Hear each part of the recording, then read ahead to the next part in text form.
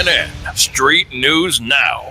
And it's Thursday Night Live with the guys. Let's talk about it. Whatever it is, what's on your mind, that's what we're going to talk about tonight. Okay? Are you with that? I'm with that. You with that? Welcome to the show. Don't forget to subscribe, first of all. And let me invite you to go over to our Facebook. No, I want you to go to YouTube tonight. YouTube, Street News Now, and subscribe, like, and share. Share it out to all your friends. No, tonight, share it out to the people you don't like. Okay? Maybe some Republicans. So we can school them. Yeah, I'm feeling like that tonight, okay? I'm not gonna be mean and nasty or anything like that. I will be a nice guy, but we're not gonna take any prisoners, all right? Everybody's going down. Welcome to the show. My name is Lee Michaels. Let me put my name up here before I forget it, because sometimes I don't know who I am. And there you go. Now I won't forget who I am. I won't have to check my ID. Welcome to the show. Okay, enough of my craziness and jokes. I'm going to cut right through the chase and bring the guys in. And let's get this thing cracking. There's Dr. You Know Who, Ron. What's up, Dr. Ron? What up? Oh, what you been drinking? Kool-Aid, the grape kind. Okay, that's safe. Yeah. And none other than Mr. Boom Shakalaka, Chris Bates. What's up? Yeah, good evening and hearty boom shakalaka to all my brothers. All right, that's not boom shakalaka. You coming in booming. That's right. Booming. Right. Francisco in the house like a child on punishment. What's up, man? Damn. What's up? How you feeling? You good? Another day in paradise. All good. I know that's right, man. Any day above ground is a great day for all the people who lost loved ones. My prayers are going out to you and your family members, and hang in there. Be tough. We're gonna weather this storm. We're gonna make it through. And with that, let's bring in the Professor. What's up, Pro? Blessings to everyone. I'm glad to see you. Glad to be back in this week for another great conversation, for another great time. Y'all know what we do when we bring truth to power. There you go. I like that. Truth to power. Boom shakalaka and the doctor and the Francisco and the Lee. We're here, and I'm feeling pretty good today. And I got to tell you that I don't know why the regular media continues to talk about the former president and talking to these knucklehead senators that are still standing behind him. And Mitch McConnell today said, well, if he gets the nomination, I'm going to support him. Well, okay, yeah, that makes sense, but you shouldn't even be thinking that way. How much more does this guy need to do for y'all to understand that you got pimped? You got slapped. You got kicked in the butt. You got hoodwinked. You got bamboozled. He took the advantage of it. He don't give a damn about any of you. And now the Supreme Court gave the green light to, he's got to give up the taxes. They gave up the taxes. They turned them over. Yeah, the Manhattan DA has them. Right? Yeah, now, they made. Is that going to be devastating, or did he hide everything, but it wasn't nothing there to be afraid of? Which way is this going to go? I say the former. It's going to be devastating. You don't fight turning over your taxes for years because there's nothing to see there. We know that he broke the law on many occasions with regard to his properties because it's illegal to overinflate the value of a property in order to get money on that property, and he did that over and over again. So that's just one of the things. Yeah, bank fraud. There's all sorts of stuff. It's the Al Capone thing. He's not going to go down for other crimes, but he is going to go down for cheating on taxes and defrauding banks and all that other stuff. Mm.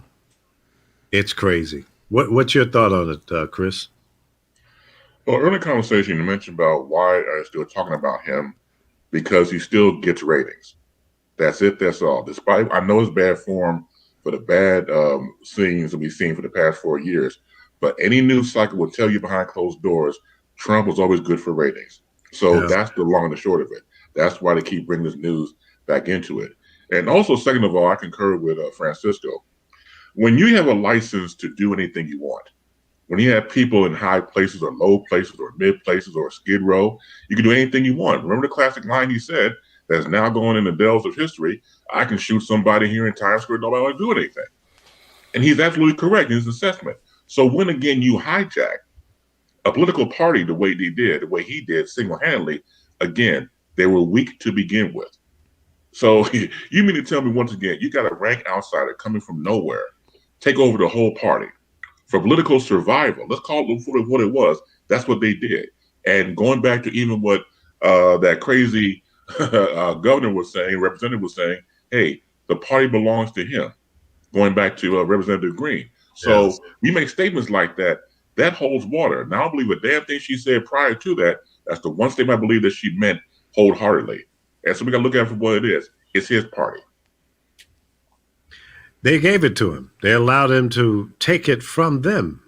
And that's what's scary to me, because unless this guy is indicted and convicted, he will be running again in 2024. Oh, well, look, I mean, they have the CPAC conference going on in Washington there. He's going to make a special speaking engagement on Sunday. He's going to use that to run for his platform for the presidency in 2024.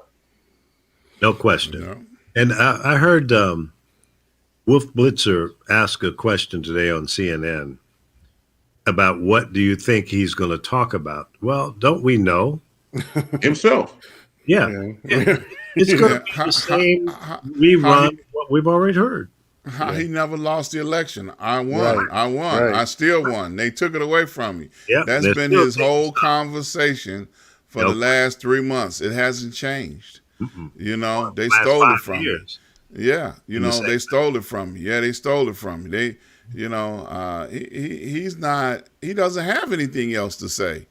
No. You know, he's going to go in there and try to encourage people to say, what can we do to keep them from stealing the next one from me? That's going to be his next agenda. You know, we got to reform the whole elections process, you know, to keep them from stealing elections, because it's all crooked. It's all crooked. That's his favorite line, you know. Yeah. Elections are crooked. Yeah. Yep. And, you know, the really, the thing that gets my attention in all of this is not really whether he runs again, because I think he's going to be in jail. But let's say I'm wrong and he's not, and he does run again. That's not the real problem. The real problem is what happens if he loses again, which he almost certainly will. You know, I don't know if you know this, but Biden got 15 million more votes than Clinton did. Right. Mm-hmm. So that's Democrats, Democrats really showed up to support the Democratic candidate. And so I think he's going to lose again if he runs again. But what is the consequence of that loss going to be? We already saw what happened January 6th. It's going to be worse than that. Now I just saw an article that said that they're worried about the State of the Union address, that they have to beef up security because they're worried about, you know, white domestic terrorists disrupting that. Yeah, there's another date in March they're promoting already that something is going to happen and not saying what. What is the date of the State of the Union? What is that? I think it's probably March, isn't it? Well, they said they were going to push it back late into the year, because normally the State of the Union address, they say, doesn't happen this soon. So it's not something that they're going to keep security in the Capitol beefed up, because right now they're doing like committees talking about the fail of the Capitol Police. And one of the things that they talked about on the Senate committee report was that they are now seeing that at the State of the Union, they plan on blowing things up. So but one of the newscasters on MSN, NBC said that they don't normally do a State of the Union this soon anyway. So they just need to keep the heightened security in place, continuously, because these people are not going anywhere. Their threats are still circulating. Yep. What's your thought on it, Professor? I yield to the committee. Listen, I said it before. Out of sight is out of mind. So I'm gonna yield and let you guys have it, because y'all know what I want to say, but I can't say it. Yeah, I yield back my time to the floor. So you gonna wait till Friday before you start using the F-bomb again? You back on that? No, I'm gonna be cool, man. Listen. I'm gonna be cool. I want to say it, but I'm gonna stay dignified. You understand? Well, let me stir you up, because I know we're supposed to be getting a special guest today, to call in. And when he was saying that he was coming to be with us on a Thursday, the first thing he did, and Chris can verify this, with what he said was, he said, I want that dude, the professor, with his 5 no Trump. That's what he said. Didn't he say it, Chris? Did he say it? He said that. Yes, he did. Okay. All right. I just want to let you know. Again, I yield back my time. Listen, it's like some things that need to be talked about, some things that need not to be talking about. One thing that need to be talked about is how are we going to stop? How are we going to counter all the things that they're doing to suppress the vote? That's what we need. We need to get Stacey Abrams on the phone and ask her what's the plan, and have her come in here and say that, because, this dude is Houdini. A magician shows you what's in his right hand, because he gonna jam you with the left hand. Okay, and that's a good analogy. So I'm not feeding into that. You remember when at the height, and I'm not comparing the two. I don't want to compare the two, but I want to compare how the media handled him. Okay, when Farrakhan was moving people and everybody was like getting in that movement, they said, look, well, we're not going to stop this dude. We ain't going to say nothing against this dude. They just turned the cameras off of him. And out of sight means out of mind. But as the Boom Shakalaka said, there's too much money behind this dude right now, and the advertisers are digging it. As long as this cat. And then what really blows my mind, right, is that in watching, I'm like ready to stop watching the news, because, on one side they got this 1 point and they drilling. On the other side, they got this 1 point and they drilling. And it's like a perpetual state of confusion that they trying to create and put Americans in, because you don't get, all you get is opinions. All you get is opinions. And so we're going to have to become like students and start doing our own research to get to the truth as to what's happening. Man, I wish it could happen, but I want the fairness doctrine back now, because every time you look around, somebody is saying the one thing on their one position. The people at that one station, and I don't even want to call their name no more. They hold theirs, and then the other ones, they hold their line. I mean, it's like they line back and forth on each other. Did you see what they did on the network? And did you see what they did on the network? It's just lies back and forth. So how do we help people to cut through and sift through these lies?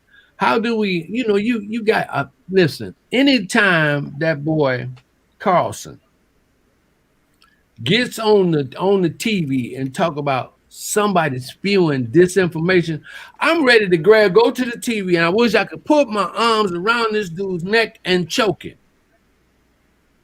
You know, I wish I could do that because you're gonna talk about spewing disinformation, and that's your whole playbook. Disinformation.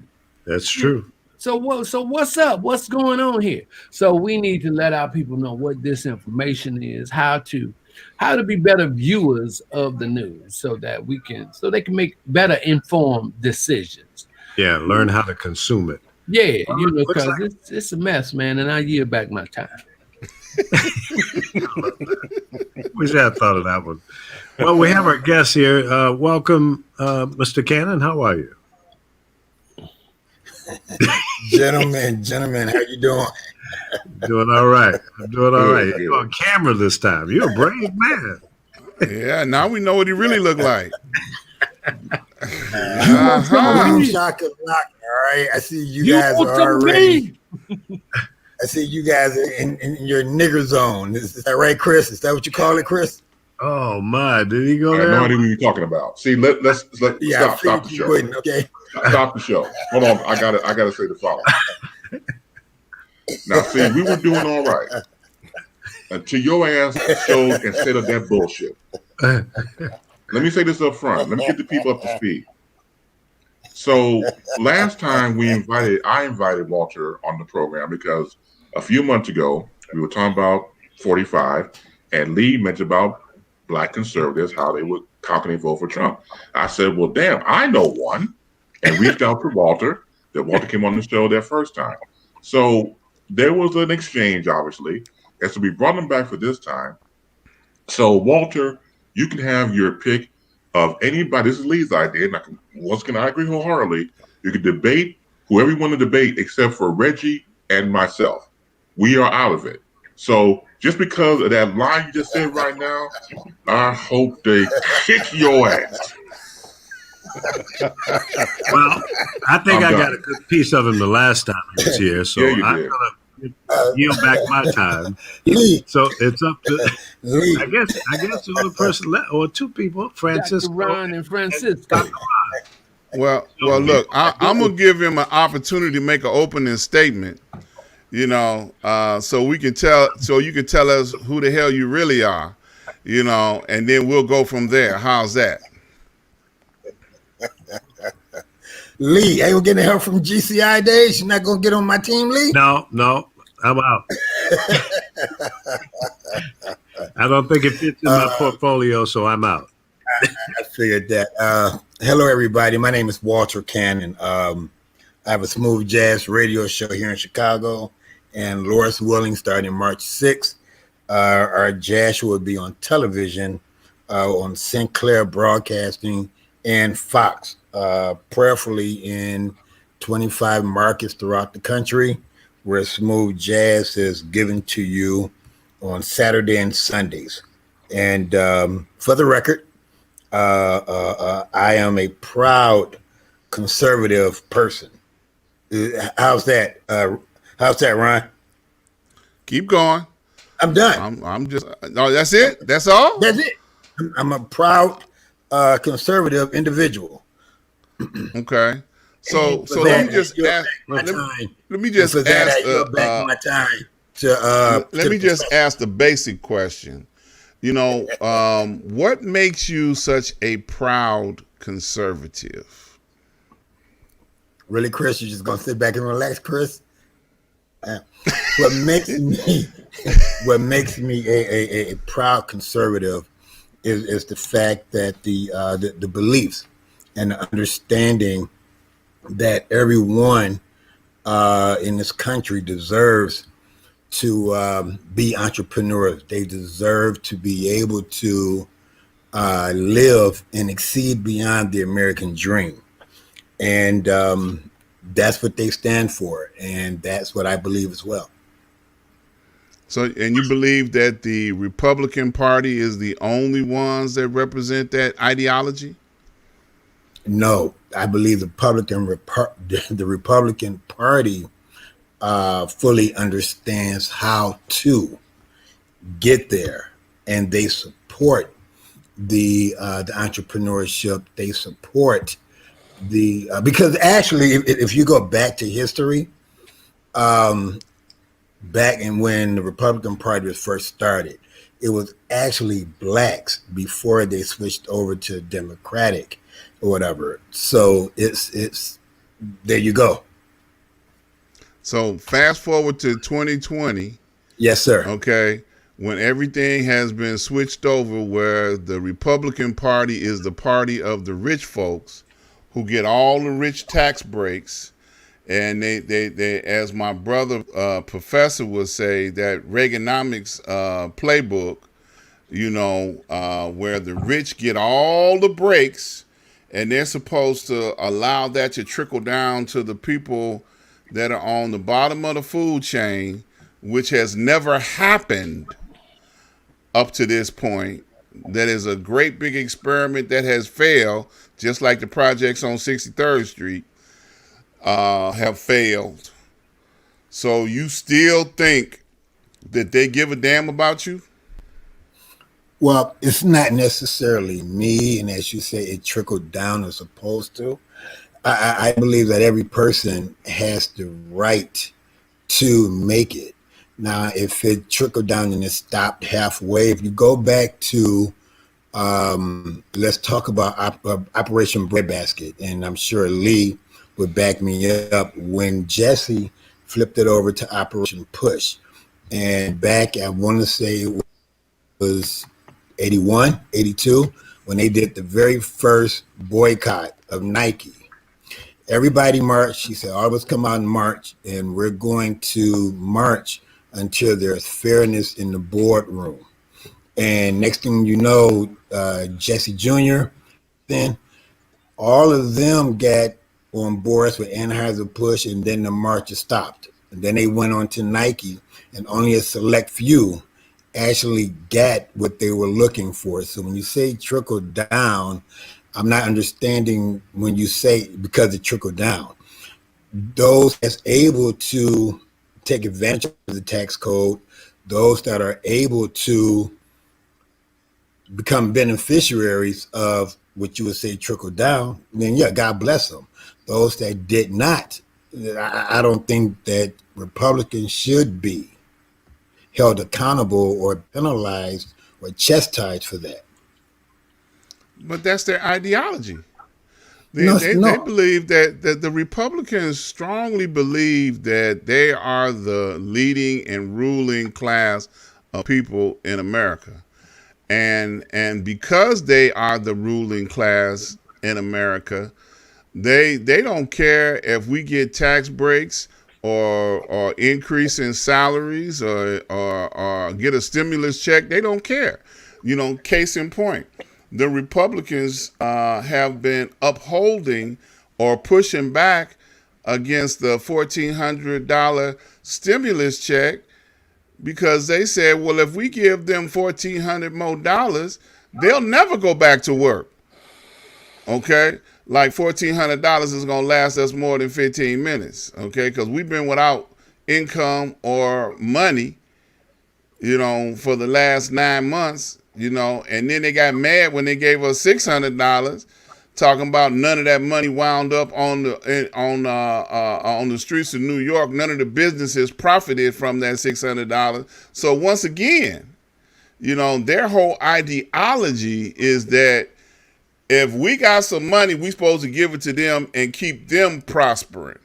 Okay, they don't care if we eat. They don't care that there are food lines around the corner for people trying to, which, by the way, Republican and Democrats are lined up in those food lines, by the way, because they have been starving to death. They got all these $500,000 homes that they bought when they were doing well, and all of a sudden there was no money coming in to pay these mortgages, and now they got to go get in these food lines to feed their kids.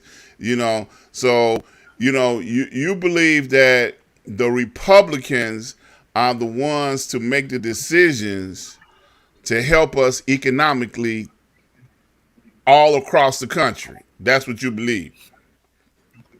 No, what I believe, without you trying to twist it, is if you want to talk about a stimulus, stimuluses were given when 45 was in office. If you're going to talk about stimuluses right now, 45 did suggest before he left office, let's give him $2,000. Now that he's gone, yes, it's never been a discussion on raising it from 14 to 2000. The concept was never let me continue to give them money so they don't work. The thing about Republicans, years past, not just today, Republicans have always believed we'll help you, but at certain time in your life, that help needs to end. If you go back yesterday when Gingrich was talking and he was the House Speaker, they've always said, let's give the help. But at a certain point, after 2 years or whatever, end it, because you should become self-sufficient. Yeah, go ahead and let Lee in. You should be able to now sustain yourself. This was never designed to go for years and years and generational. So you believe that that $2,800 within a year is an amount of money that people will be able to recover from the economic devastation that they've experienced? Well, I don't want this discussion to just be about stimulus. I am totally in agreement. Yeah, but I still had the question about stimulus based on what you just said. So I want the discussion to be about facts, and I'm asking you what you think about that fact. Okay, I am totally in agreement with you and everyone else that more should be given for everyone, because this particular pandemic was not a cause of one individual person. And you're absolutely right. Many people have been downsized. Many people have lost their jobs. Well, many thank you. I appreciate that response. It's an honest answer and it's a direct answer, and I appreciate that. So here's the problem with what you said just now in comparison to what you said a few minutes ago.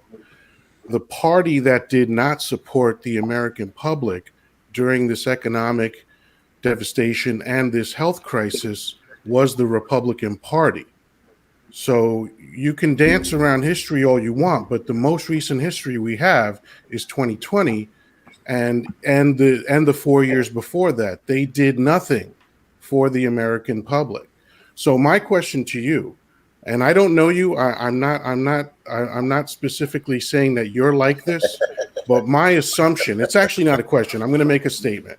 My assumption in general is that Black Republicans hate themselves.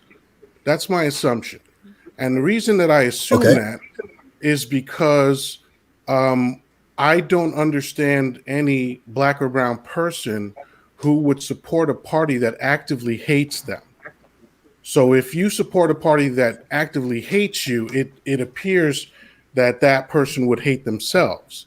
Again, I don't know you well enough to assume that about you, but so far the answers you've given have been propaganda with no facts behind them. And again, I'm not trying to insult you. I wouldn't deign to do that. I lead a fact-based life, and I listen to what people say.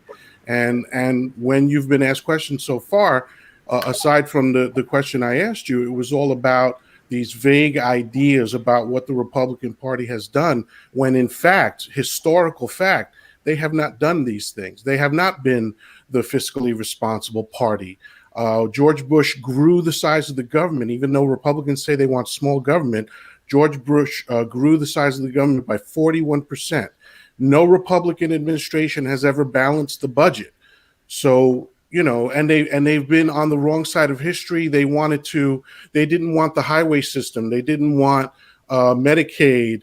They don't want welfare and all the programs that help people. So I'm having trouble connecting the dots that you're connecting, where the evidence shows very clearly that they don't care about people at all. They care about corporations and their wealth and their friends' wealth, but I don't see the evidence that you're suggesting that they actually care about, you know, the average American citizen. Oh no. Oh no, Francisco, you was heavy. You ran my boy out of here, man. I know. I ruined a good story with facts, man. Wait a minute. Is he gone? Did he leave us? Yeah, he out, man. He hung up? Really? He out. I wasn't even through, man. Well, maybe he had a technical problem. Yeah, maybe his Wi-Fi fell off. Or some Republican excuse, or I wasn't. There he came back. There he is. Welcome back, bro. Don't do that. I'm still here. Don't do that. I'm still here. Don't do that. All right. No, we assumed it was a technical issue. Do that. Amen. All right, so I'll take the brunt on that, because I said, oh man, Francisco was driving a stake through your heart, man. that was funny. All right, but I've said enough. Please feel free to respond to what I said. All right. So Francisco, this is not a propaganda moment. The question was me and my beliefs and me and my outlook. Yes, do the country need more? Of course we do. But for Walter's sake and Walter's respectability, trust me, I love me more than anybody. So there is no hate anywhere. And I don't think it's fair for you to categorize any person that is a Republican to elude that, since the party appearance or looks like the party doesn't appreciate them, that you would assume that. I don't think that's a fair assumption, but you're right. That is your opinion, and I respect your opinion. All right. Wait a minute. You said that, and I said I wasn't going to say anything, but Come on, Lee. You said that the Republican Party best fits your needs or the needs of the people in this country.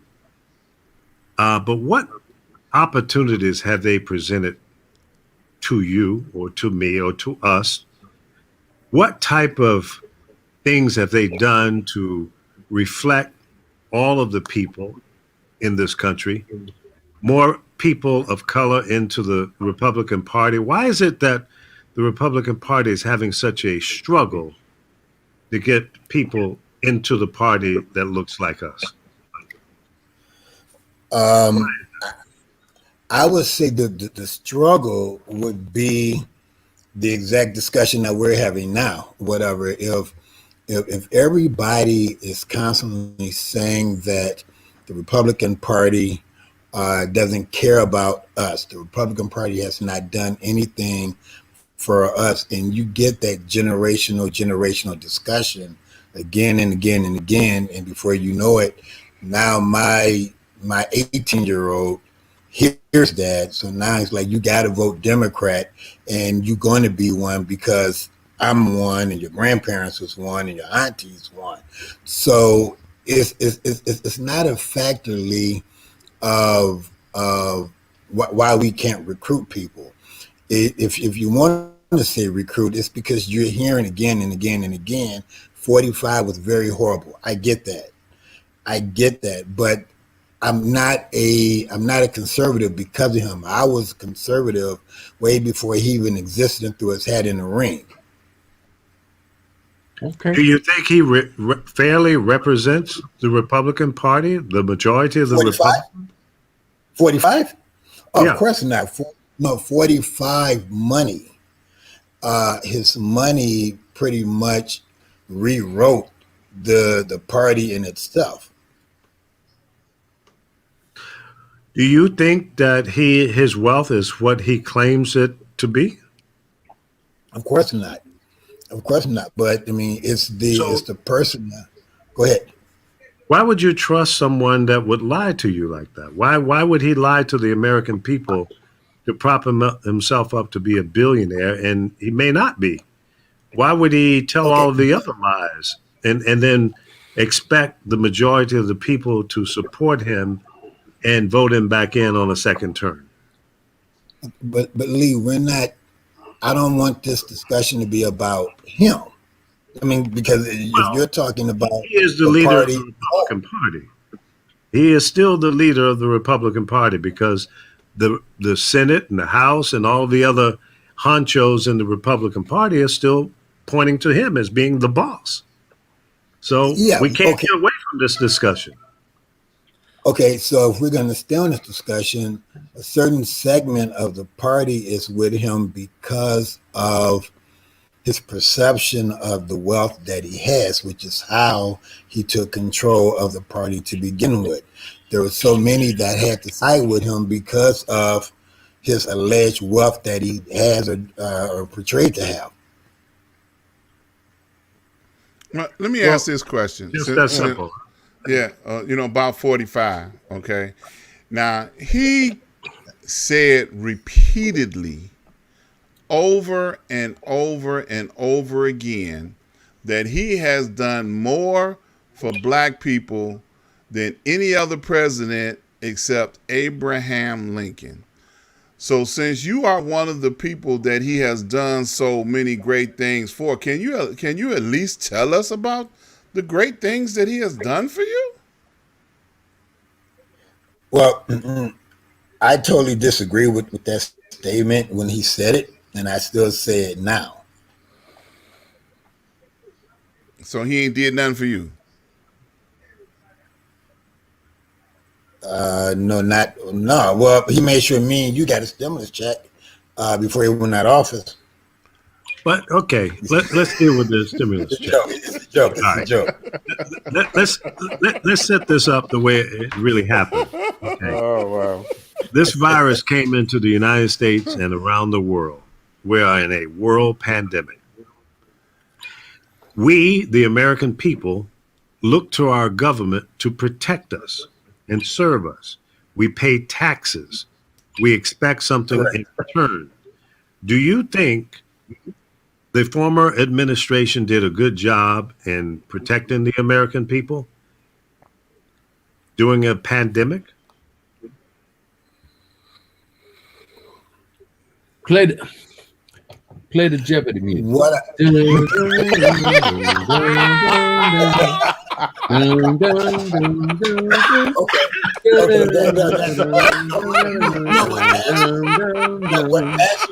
Professor. I think that was a curveball to the ankle, but or was that in the throat? No, actually, Professor, I was just letting the time to marinate what he said. That's why we got the Jeopardy music. So Lee, in answering to your question, no one is giving this man credit for the vaccination that has now came out. Wait a second. Because everyone is jumping on Biden right now, and like he's doing such a great thing because vaccinations are now being done. But while 45 was in office, the vaccination has started to be created or whatever. Right. It's not like Biden came in January 18th. Okay. Not like he came in January. No, you guys think about it. Think about it. It ain't like Biden came in January 18th. And then January 19th. You're absolutely right. No, you're absolutely right. But here's the problem with what you're saying.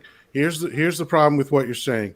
You are ignoring the fact that of all the countries that were notified on January 8th, I believe, of 2020, only one world leader denied that there was even a problem and lost 70 precious days of addressing the terrible situation that we were in, and later confessed. We have him on tape confessing that he lied on purpose about the severity of the disease. So unfortunately, again, you're what you're saying is not fully connecting with all the facts of the situation. And going back to the idea that Dump does not represent the Republican Party, that is factually incorrect. 43 out of 50 senators just voted to acquit him in this heinous thing that he did on January 6th of this year.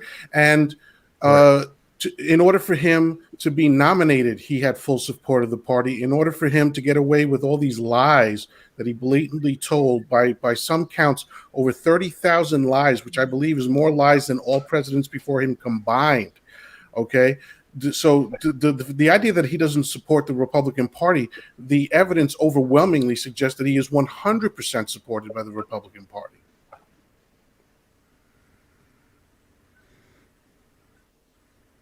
Is that a statement or a question?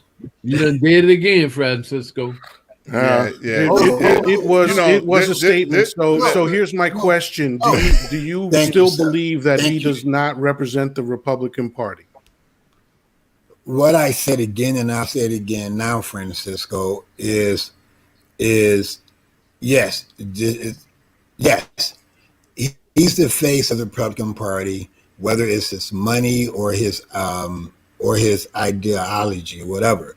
That's just like saying President Obama is the face of the Democrats, even though he's out of office, even though Biden is now in or whatever. Before that, everybody said the Clintons were in charge. So if you're twisting, because I didn't say anything about the face. The question to you earlier was, does Dump represent the Republican Party? Nothing about a face or anything like that.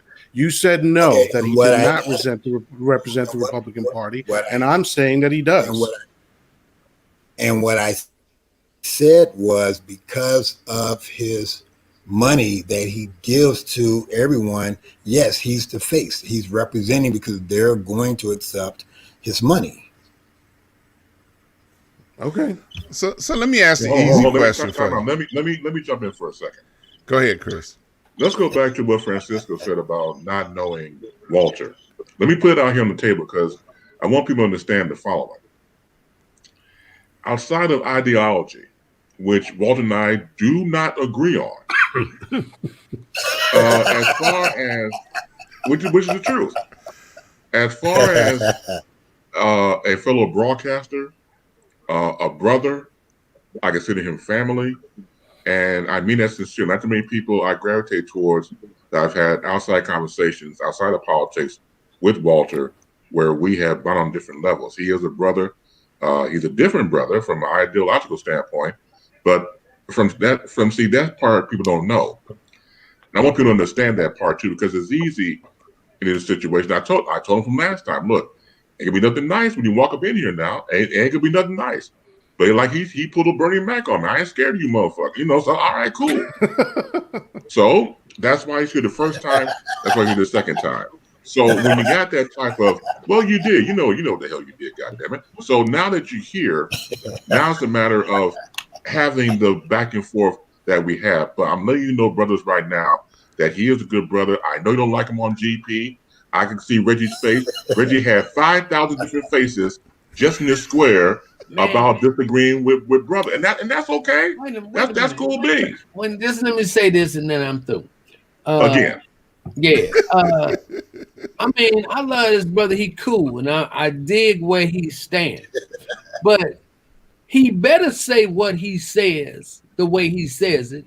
If he has some deals going on with Fox, he better say everything, Fox.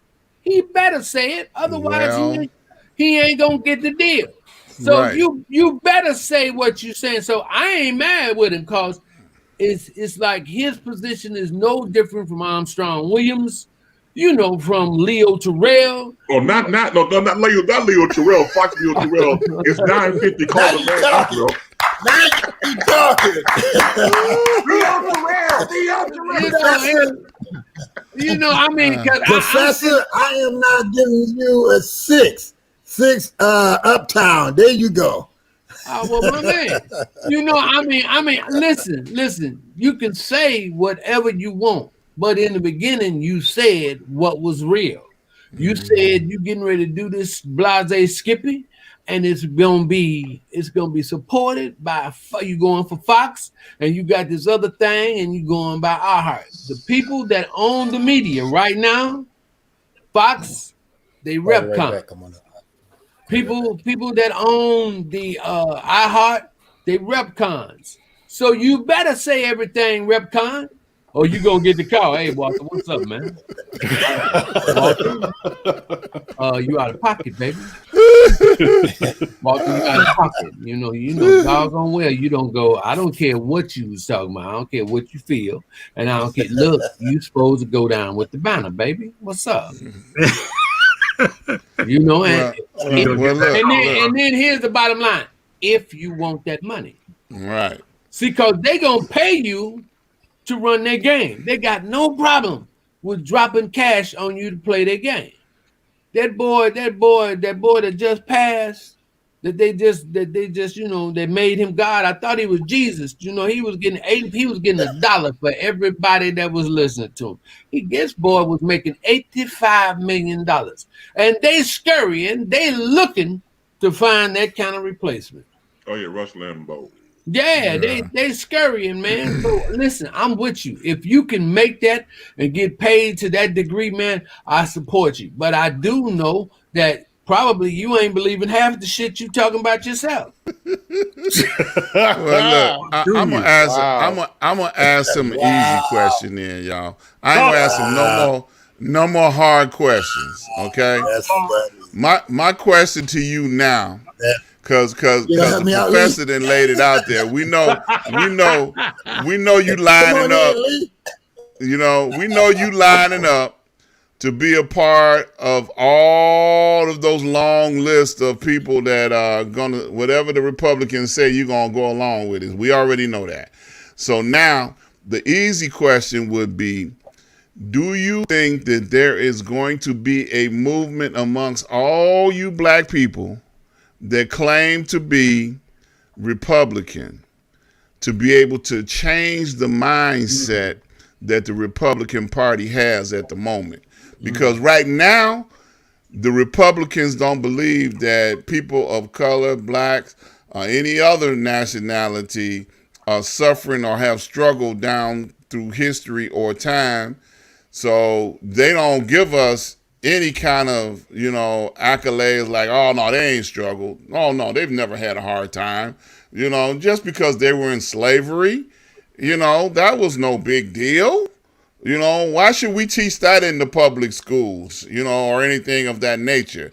So my question is, do you think that other people like yourself that openly profess to be Republican can change the mindset of the party? Yeah, to love us a little bit more. Yeah, can you tell them to love us a little more just on GP? Just on GP, can you get them to love us or not feel like every time something comes down the line, we taking something from them? Every time something comes down the line, the conservatives say they thinking that we taking something from them. It started off as a simple question.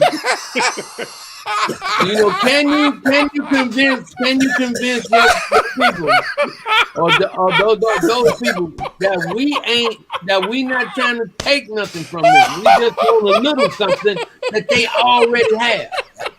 Every time it comes up, it feels like, well, we got to get, oh, man, they want this, they want that. Oh, God, no, they can't be wanting this. Oh, God, no, they can't be wanting that. Oh, God, no. Oh, no, please don't want this. They need to convince them to love us. They need to convince them to love us. Okay. Hold your laughter. All right, Walter. I'm sorry.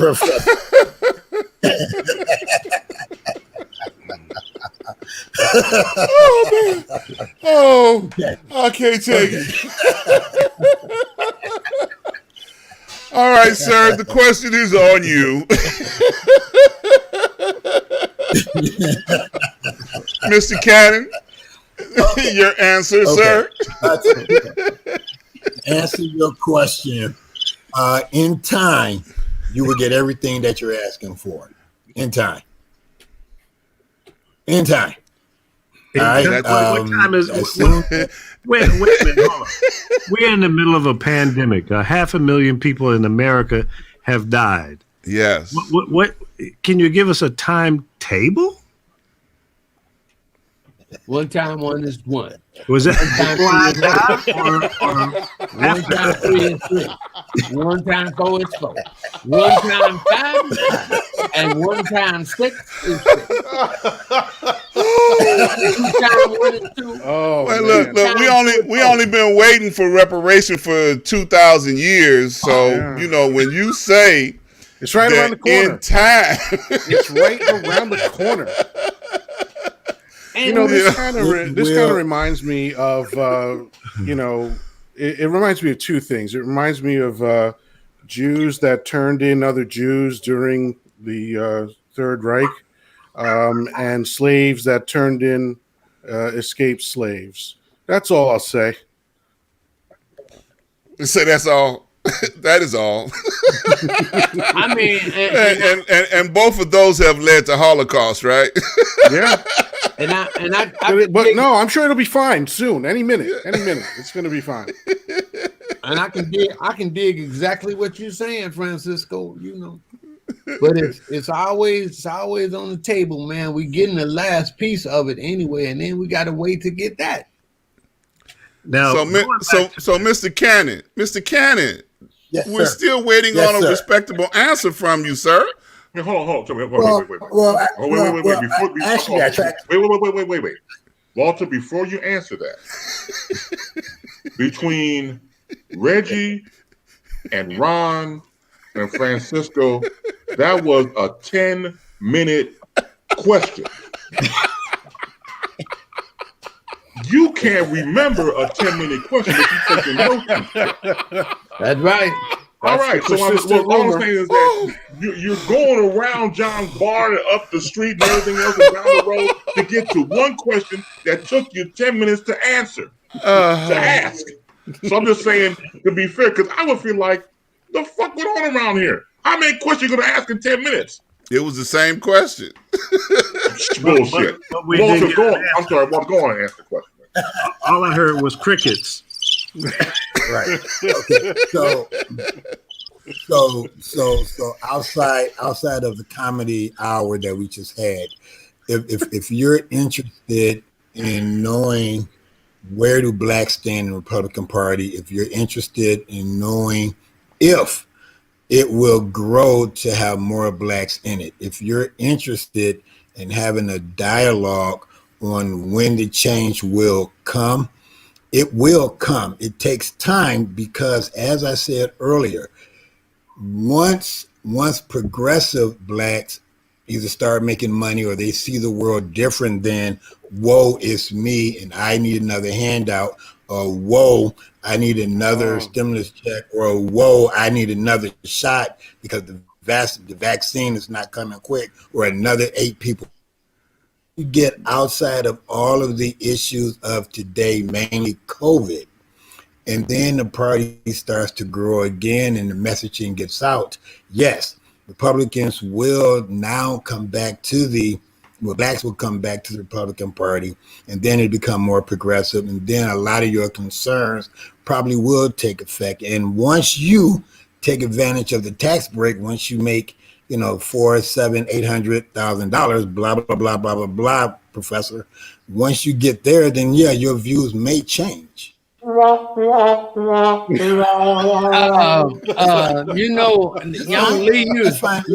Lee, you going? I'm glad I can't play my music. But listen, I'm Heavy D. I want somebody to love me for me, not because I'm MC Heavy D. You understand? Guess what? And until they do that, if I got to have money, but that's the problem. So that's the problem. The problem is, as I said when I first came on, if you're not in a position to build your own dynasty, your own business or whatever, and you're constantly waiting on the Democrats to continue to give you a helping hand, then you're going to stay where you are. No, and that's what wait, Walter, don't assume. Walter, don't assume, please. Don't assume that. Don't assume that I'm dealing with the Demcons. See, there are Repcons and Demcons, and both of them are still a con.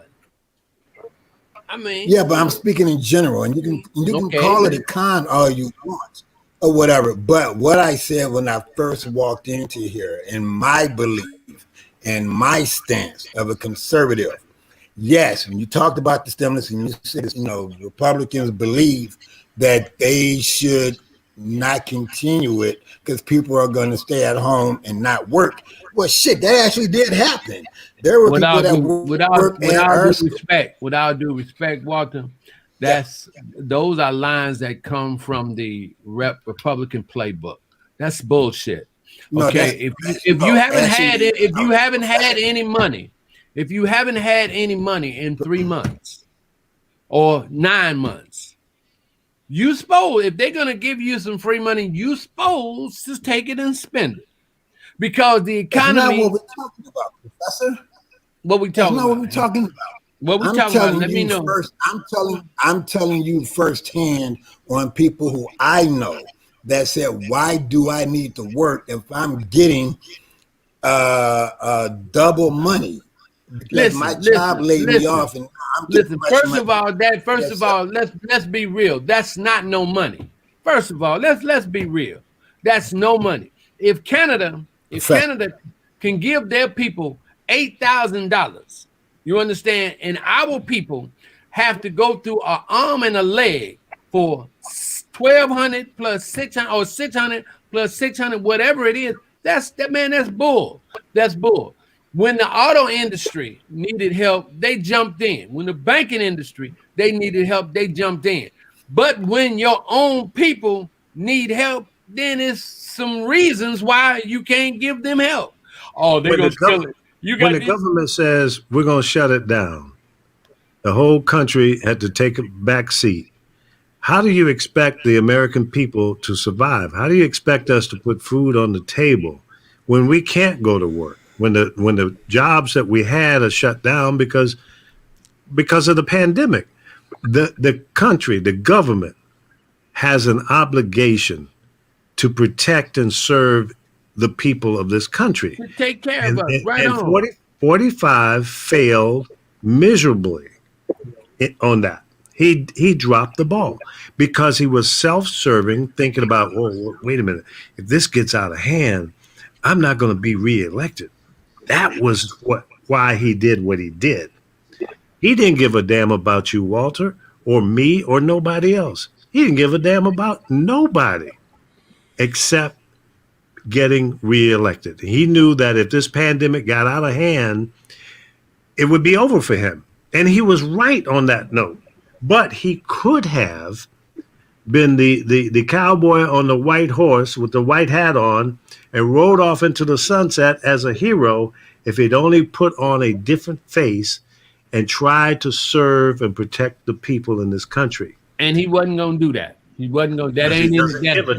Now he did bail out all the Fortune 500 companies. He did that. Right. And there were companies that got the EIDL and the PPP and the OPP and everything else.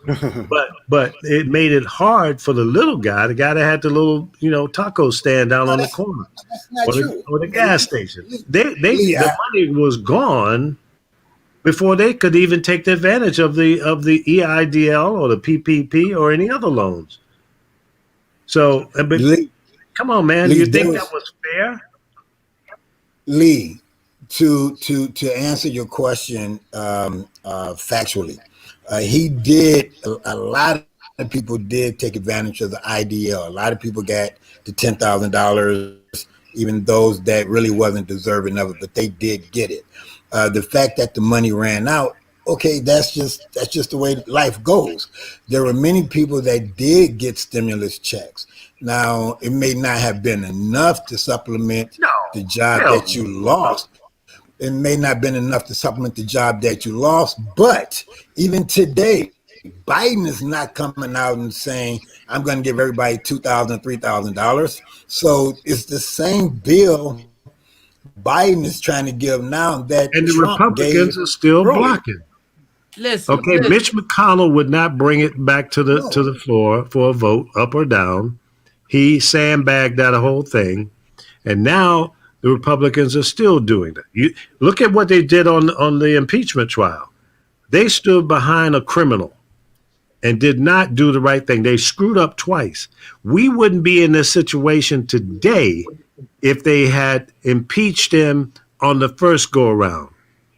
Now, I don't like Pence either, but I think he would have been a better person in the seat without Boo Boo the Fool in the top seat. So we had an impossible situation to overcome because of leadership. And what he did on the 6th or before the 6th, because he promoted that event prior to the 6th. He knew what was going to go down because he told them what to do. That and I agree with you wholeheartedly. And I agree with you. The Spinners made a song. They said it takes a fool to learn that 45 don't love nobody. And 45 loves no one. Okay, but the question is, it said it takes a fool to learn. But why are you still harping on 45? And that's the point that I'm trying to make. What would you like to talk about? Check it out. No. I don't want to talk about him no more. Okay, let's talk about something else. I don't want to talk about him no more. Let's talk about something else. But Professor, I agree with you. So why don't you use your time? It's my turn. Okay. What I'm saying is, if you guys are so wrapped up on the stimulus today, the same thing when Obama was in office, his first 4 years, he had the House and the Senate, and not too much really got done. Yeah, except the largest healthcare package in the history of the country. But other than that, nothing got done. No, you're right. Go ahead. Okay, and here you are now in January. If you want to say, Lee, that the Republicans still holding it up, they're really not, because Biden can come in with his white horse and white hat and say, I have the majority of the votes in the Senate and the House. Let's get this done. So and he's going to come down to it. But he's been doing it. Okay. He already started that process. And you're right. He has started. So what I'm saying is what we're talking about stimulus today is kind of irrelevant, because right now Biden needs to make sure all the Democrats are on the same page. Just like when Obama had House and the Senate. Go ahead. Walter, can I just say this? The hypocrisy, yes, sir. Hypocrisy of politicians is not strictly on Democrats and Republicans. Listen, every one of them cats that's a politician right now is getting paid. They got plenty money. How in the hell do you think they can have a conscience and stop somebody with no money from getting some money? When the primary reason why all of them is in their job is to steal. They not trying to do nothing else but line their own pockets with what they can get from the position that they hold. That's just straight up bullshit. They just straight up being hypocrites, man. They need to give us money as quick as possible, because they in there stealing money their damn self, making all kinds of deals. Every time they ain't gonna do nothing unless they get something from it. Come on, they're not feeling the pain. Nothing has changed in the House and the Senate members. Nothing in their lives have changed. Man, they're still getting the same paycheck. Yeah, they got their $180,000 salary within a 9-month period, and they did not want us to have $2,000. So they're obviously the party of compassion. Come on, man. Yep. And Cruz took his vacation to Mexico with his family. And only came back because he got embarrassed. He got exposed. Carnival was offering a getaway, and they called it a Ted Cruz. Won't you take me on a Ted Cruz? Mr. Cannon, this is where you're supposed to represent your party. You're supposed to speak up to defend all the righteousness that they have done. Oh, let's hear it. I'd love to hear that. Actually, I'm listening to you to figure out where do I fit in or whatever. Because if you guys, if the mindset is the Democrats is going to save the world because the Republicans are no good and there's no good in them whatsoever. Nobody my job said is just to sit back and listen. Nobody said anything pointing no fingers on which side of the fence. Because both of them are cons. Okay. You choose which con you want to be dealt with. Okay, some people I choose. You Correct. happen to choose the rep con, and some of us happen, but they still cons. How do we get the system right to be beneficial for the people that they supposed to serve? How do we get that The right? system is How never do we? is How do we get that right? it's How never just gonna get tell me? right. How do we get Well, that right? don't Because every one of them it's cats that's never in there is making money. Every one of them cats that's yes, elected, they get elected yes. so they can line their pockets with other stuff. And then you're going to get in there and be hypocritical when you are going to try to give some free money from people that's out here serving. You got Americans that are in lines trying to get food. And you got them cats that's making $180,000 or whatever they making, deciding whether or not somebody should be able to get this help or not. That is straight up bullshit. That's bullshit, and they need their ass kicked. I'm sorry. Okay, so Professor, They need wait their a ass minute. kicked. Professor, I got to correct you a little bit, Professor. Help me out. Yeah, it's the people's money that we're trying to get back delivered to us. Oh, Thank amen. You know, so It's I not mean, free you know, money, it's our money. Thank you. Thank you. Yeah. Well, amen. Whatever it is, they need to do. They need to do something about it, and then go back to the drawing board to figure stuff out to make this thing, where we could live better in this country. It's not going to be like with the magic, with the switch of a hand, everything gonna be right, because Americans are saturated with this Reaganism. They saturated with Reaganism. And then, like I said to you in the beginning, and I'm with you 100%. I'm never going to get in between a man making his cheese. If you are making cheese by dealing with the RepCon agenda, I'm with you. But don't sit here and bring their agenda to me. Don't bring their playbook to me, and you know better. Don't do that. Don't accept my intelligence like that. Okay, so Professor, when you decide to run for Congress, you got my vote. I ain't doing that, man. Another clever way to avoid answering a question. That's beautiful. Well done. No. What question? No. All he did was just rant about. No, the question before, you spent time trying to categorize who Democrats are and all this other stuff instead of just answering the question that was asked of you. But that's fine. I get that tactic. That's good. When you don't have anything to say, you filibuster. That's good stuff. No. Okay, Francisco, so you understand me. I would never dance around any question. Give me the question. Oh, but again. You have, so I don't believe you. But go ahead. So give it to me now so we can set it straight. Because the problem is, if there's a question and everyone else keeps jumping in, what do you expect? You spoke for a minute straight earlier and didn't answer the question. You just talked about other things, but that's okay. Give me the question again. Give me the question again. It wasn't my question, so whoever asked it, I think Ron asked it. Okay, no, but you're the one carrying the bone right now. So you give me the question so I can answer, instead of telling me what I danced around and didn't answer. No, I don't know. It must be in my imagination. This program is brought to you by Reggie. It's now your time to get some Reggie's wine.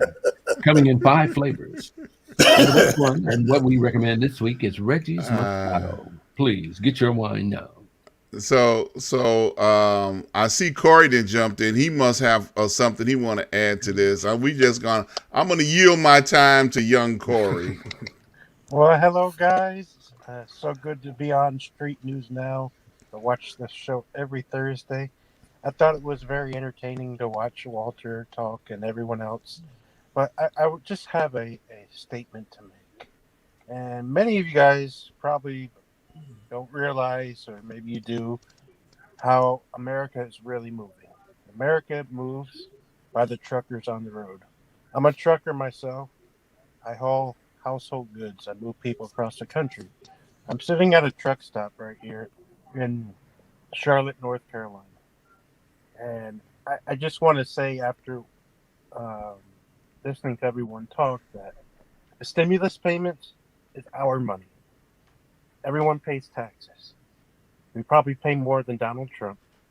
But all the truckers here are keeping this country moving with supplies, food, and everything else. So it's about time the government moves America too. They need to keep everyone moving. Because when those stimulus payments come out, you and I buy things off the Amazon stores, wherever you buy things, and that just keeps the country flowing. That's the type of economy that we live in, and people are hurting all over the world. But I think we got to get away from politics a little bit and get back to helping people. Yes, sir. I like No that. matter if you're black, white, purple. That's right. That's it. Yeah, no, that's a great idea, Corey. I agree with you in principle, but the problem is that you need politics in order to get things done. That's what the role of the government is supposed to be. So unfortunately, we can't get away from politics. Nothing gets done now. It's because of the politics. There's so much gridlock in Washington because we're all blaming each other for different things, when in reality, it's all of us. We all got a piece of this problem, and I think the people, and I agree with you, Corey. By the way, full disclosure, that's my youngest son right there, Corey. So, and we will not hold that against you, Corey. I was wondering why he was so handsome. That makes sense now. My youngest. So, but here's the thing, and Corey, you're bringing up a good point. We need our government, the leaders of this country, to make sure we're taken care of, and get this economy back on its feet. I mean, Trump would say, everything's doing good. Look at the stock market. Well, practically every stock on the stock market was down today, and has been for a couple of days. I think we're going to see a correction in the stock market. And Bitcoin went to $52,000 for one freaking coin that doesn't exist. The physical coin doesn't exist. It was down to, I think, 48 or 46,000 today. So everything is going through a correction right now as it relates to big time money. But what's not working are the small businesses. I own a small business. I own a limo service based out of LA. My company is over 60% off from what it was in 19. Still, the first 7 or 8 months of this pandemic, I was 90% off. LAX is a ghost town. Most airports around the country, there's not a lot of people moving. The majority of the flights don't exist anymore. Corey, my son, was working for American Airlines. He can tell you firsthand how many or how fewer flights that are existing today. It's horrible. So the airline industry is feeling it. I'm here in Las Vegas. The hotels are damn near empty, and those dumbasses are still charging resort fee on top of the room fee, which is ridiculous. That's insulting to me. So there's a lot of things going on that can be corrected. And I think that we're on our way to it. I think our new administration is trying to make that work. But we've got to pull together. We got to, first of all, stop fighting. And these morons that went into the Capitol building, y'all need to stop that bullshit, okay? This is not cowboys and Indians. This is not 1776 and all. Y'all need to stop that. That's stupid. That's beyond stupid. You let this guy brainwash you into believing you could go into the Capitol building and pull off some bullshit like that. And it's okay? No, it's not okay. Not okay. More importantly, I'm going to look you straight in the eye. Those of you who pulled that off, he broke a promise to you. He says, don't worry about it. I got you. You need a lawyer. I'll take care of it. You hit him upside the head. Do all that kind of stuff. He's been saying that for years. Didn't just start when he lost the election. He was talking about that before he won the White House. That's right, during the campaign. Okay? He said that. So what part of this don't y'all understand? That this man said, screw you. Now your monkey ass is sitting up in jail.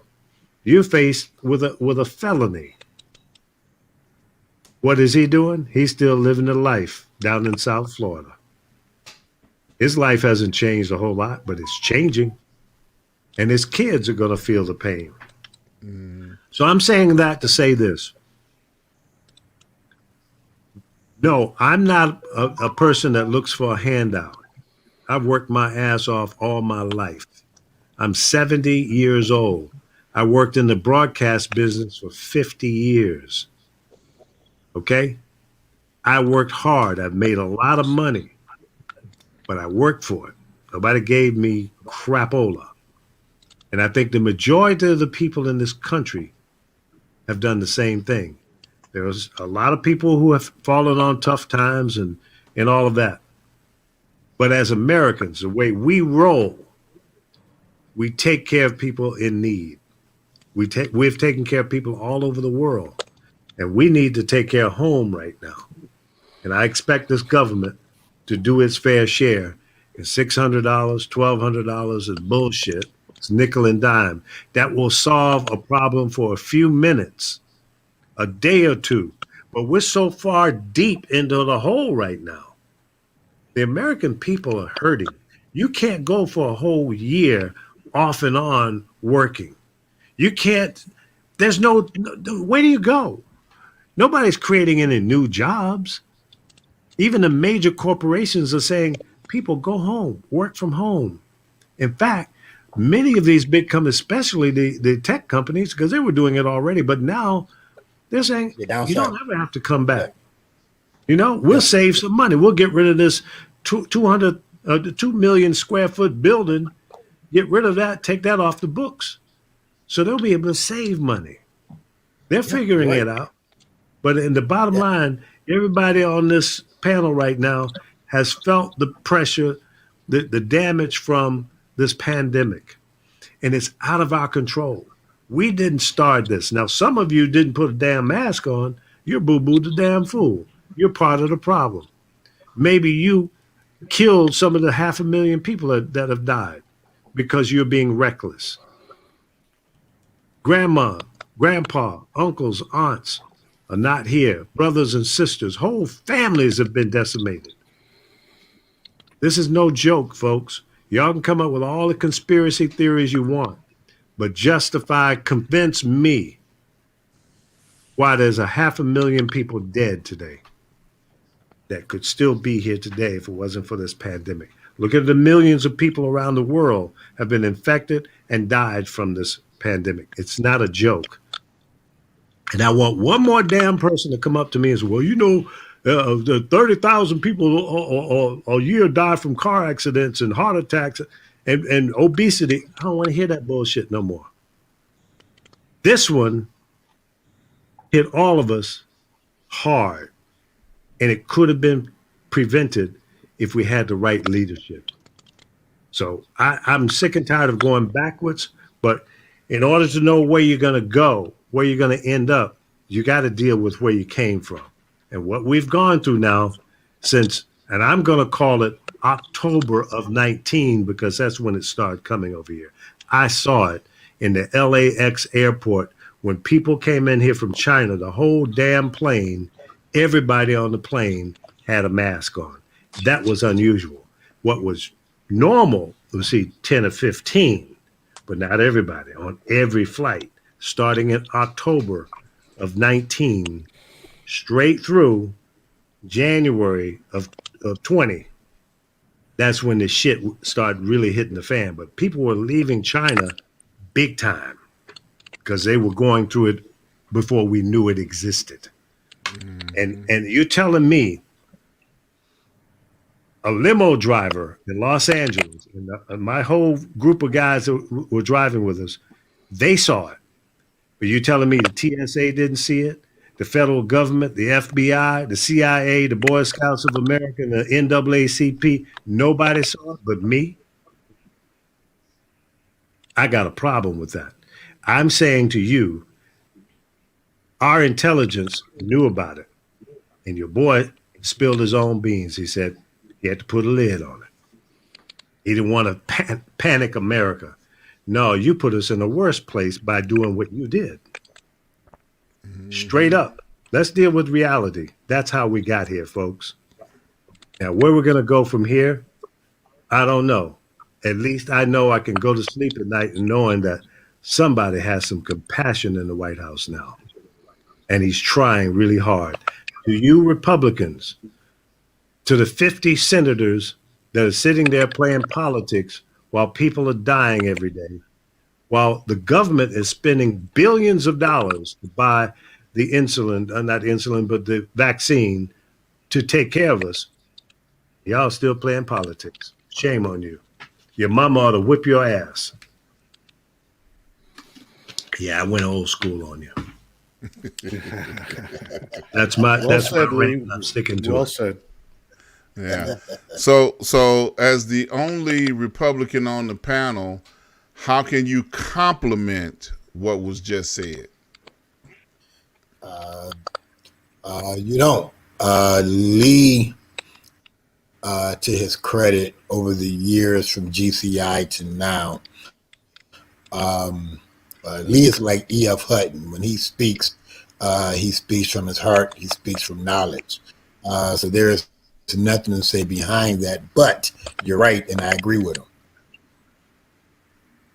So you're now a Democrat? No. You're crossing over You didn't now, talk that coming well. from the dark side? You didn't talk that well, Lee. You didn't talk that well. I'm going to keep talking. I'm going to try to save you, brother. No, you didn't talk that well. However, I'm going to keep talking then. I'm not going to give up hope. No. As Jesse No, would but say, let's keep hope alive. No, but believe it or not, the good thing about this administration, the professor had asked, how do we bridge or how do we get more Republicans or black people to embrace the party? The good thing about Biden is he's been there for over 50 years. So if anyone can bring this country together because he knows both sides and he knows them personally, this is probably the best space that the country will be in to get us to that next level, because Biden knows both sides. And hopefully he can get that accomplished within the next 2.5 years. 2.5 years? Yeah, midterm. Okay. Midterm. Yeah, because okay, Mr. Cannon, I'm going to give you the stage here, and you're now addressing the leaders of the Republican Party. You have an opportunity to speak to them directly and give them some advice as to how to fix the Republican Party. Well, right now, when you have something that Trump created, which is Congressman Marjorie Greene, when you have that ideology going on versus the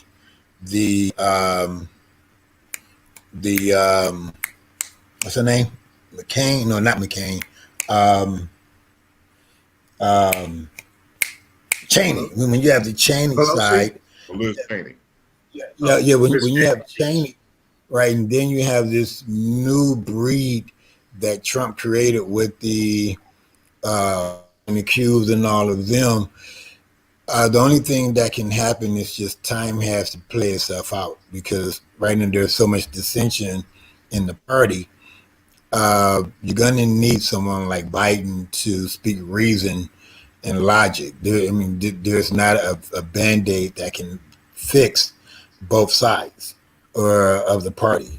It's just not going to happen. You need someone that has a level head and that can speak to the conscience, not the money side of the party, but the conscious side of the party. The only way that's going to happen is as long as this pandemic is still in the face of the country, that's when the reason is going to kick in, because it does affect every household, from schools to jobs, everything.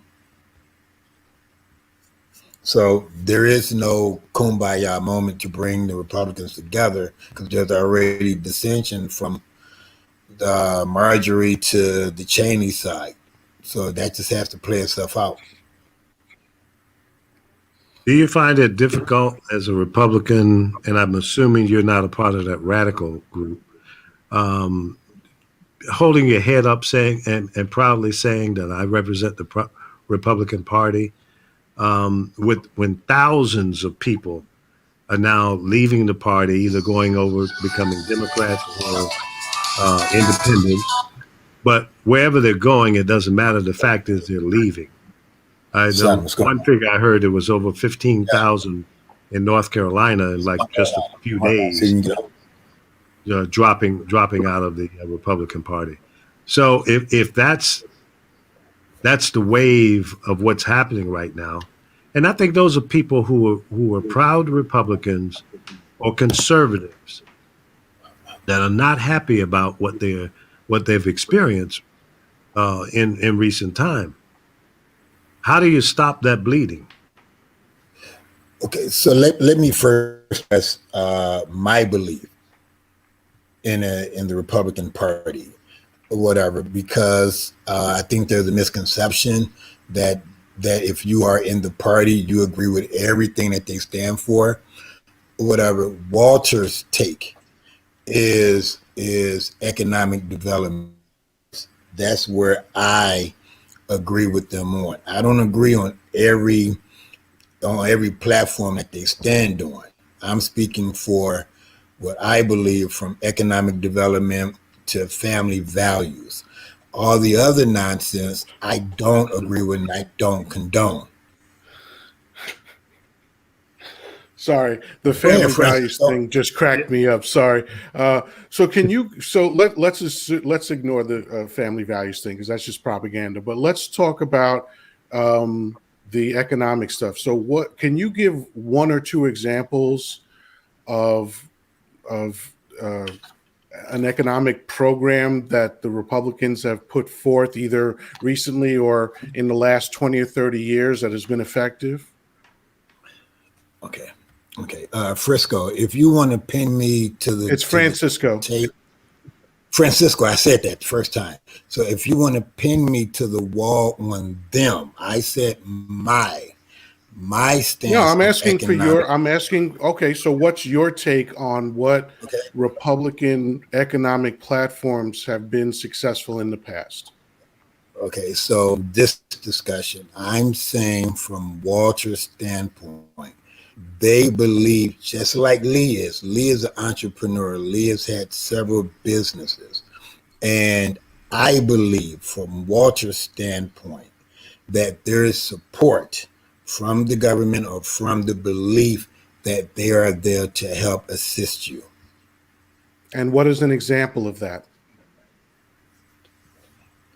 From my personal self? Anything you want to say? I'm just trying to get the answer to the question. What is an example of what you're talking about that came from the Republican Party? How have you benefited from the economic development or programs that they've put forth? How has it changed your life, or has it? Yes. Going back from the days of me having my own mortgage company and several branch offices that I've had throughout Chicago in the late 90s and early 2000s. Yes, I was able to take advantage of the tax breaks that were made available to us. I've had production companies at the same time. So from an economic standpoint, I understand the tax codes and everything else that I have personally benefited from. Okay, so are you saying that essentially lowering taxes, which is what Republicans are famous for, sort of, is a good tactic to stimulate the economy? What you say, Lee? Oh, would you say, friends? Taxes for certain groups of people or business. Yeah, but like, okay, so I'll give context to my question. It's not a matter of so Ronald Reagan lowered taxes in his first year in office. That turned out to be a disastrous thing that inflated the deficit by 300%. And then he spent the next 7 years raising taxes. So between trickle down and lowering taxes, we've seen the degradation of the infrastructure, which is where we find ourselves today. So are you saying that lowering taxes for businesses is a good economic stimulator? Because it hasn't worked so far. So I'm just trying to figure out what you think is good about the tax code that the Republicans are responsible for. I don't see anything wrong with lowering the tax code. I don't. Oh, except it doesn't work. But aside from that, nothing. May not work for you. No, it doesn't work for the country. I'm not selfish enough to just represent myself in this conversation. I'm talking about the entirety of the American people. We have found that this quest to lower taxes all the time has absolutely not worked. That is an economic reality. It is a fact. I'm still waiting on a health care plan from the Republicans. Oh, any minute. It's on its way. 2 weeks. 2 weeks. Come on, B. Look. Yeah. Long as it ain't got Obama's name on it, that's a plan. Yeah. Yeah. Let's just do nothing. So wait, let me ask this question, Lee. So you're saying that in the 90s, you had a prosperous moment under the Republican administration, and that led you to want to endorse and be a part of their party. Is that what I'm hearing you say? Is that what you actually said? No, what I said was I have been a conservative for many years before. I've had several businesses. So I did not become a conservative just because my business flourished. Okay. All right. Now I was just curious because when he asked the question, he said, "Well, what economic stimulus plan that the Republicans put in place, that you strongly endorsed and felt good about?" So that's why I was circling back around to that point because, you said in the 90s, when you had your mortgage companies and other successful businesses, and I'm just trying to pinpoint is that what led you to really want to be a Republican and support them at that time? Or are you saying before then even you were interested in being a Republican? Before. Okay. All right. How far back? And so what policies worked for you before the 90s? Dude, that was 30 years ago. I'm not going to just draw my brain to go that far back. If you want to talk so you'll refer to them, but you won't explain them. That's fine. I got you.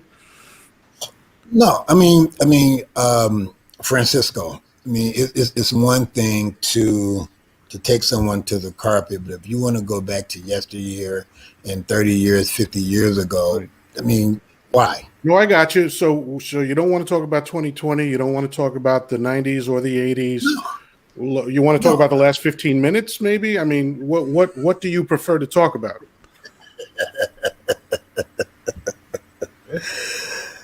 This is better than watching the movie. I'm having. I know that's right. Good stuff. Yeah. Well, look, I'm gonna throw you a lifeline, bro. So now you do. Yeah. Hey, man, shit. Look, I'm trying to get. No. I'm trying to get him. Don't do it now. Okay. Don't do it now. No. Let me say this up front again. Go ahead, Chris. I gotta come in and referee this whole thing at times. Go back to Francisco. You mentioned the whole thing sarcastically to Walter about family values. Now, let me put you all again on game. Now, obviously you don't know Walter, and I say this again, you don't know him. Let me state the fact that I do know him. Being a family man is what he is, and is who he is. So I know from a generic standpoint, when it comes to the Republican Party and family values, that is ha ha, he, it is to laugh. I got you. But since I know him, now I would do this for you, Francisco. I've done it with Ron. I do it with Lee, Reggie, all my brothers. Because I know each one of you. I just like to know Francisco as we go along. For everybody else, I know. And I feel that we have to understand what we're dealing with here. No one's got to say it again. Walter and me, ideologically? Hell no. No. But we have to take out the generic version of what we see as Republicans, or what we see over the years, how they report themselves. But there's always different sides to people's character. So that's all I'm saying. I want everybody to know that, because once again, I don't know if the brother's stupid or not. He's not, to come into a den like this and everybody want to take a bite out of dark meat. I mean, I get it. But you know what? You bring up a good point, and it's good to know that he's a good person, he's a family man, and all of that. But that's more important, or more intense to me, in my head. That you know how you live your life. I know how I live my life, and Walter sounds like he's got a pretty solid life with his family and all of that. But does your personal life fit the party that you associate with? I think that's a $64,000 question. That's a valid question. And that's how I kind of look at things. I would like to see. I don't know that I'll live long enough to see this country to become more towards the center or not. That's the ultimate dream. And I think the majority of the people in this country actually are in that space. But both parties seem to pander to the extreme ends. And I would say, screw them. Okay? And if you believe that the 74 million people, or whatever the number is, that voted for Donald Trump represent, if the majority of them are the same people that went into the Capitol, I think you're sadly mistaken. I don't think the majority of the people that voted for Donald Trump agree with what we saw on TV. And if they do, then we're really in trouble. That's More my importantly, whole point. True. more Right, importantly, and you're true. 82 You're right. million people, 82 million people did not vote for him. That was a landslide. That was a decisive difference. He lost the Electoral College. He lost 60 plus court cases.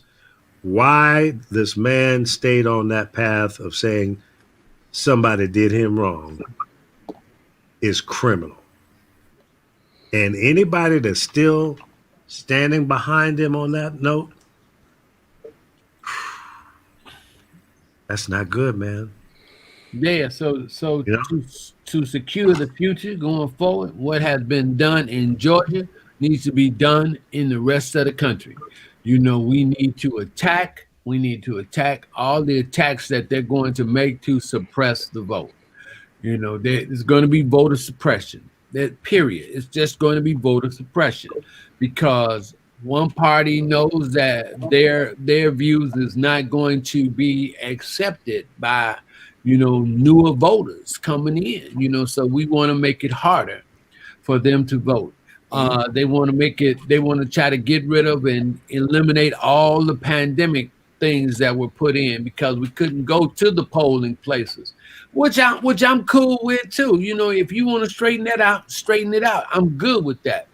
But for every law that comes up as far as voting, it needs to be strictly scrutinized to make sure that our rights to vote are not being taken away from us.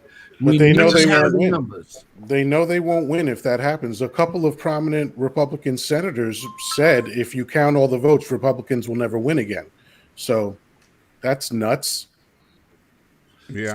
So you know, more people coming to the rolls and things like that.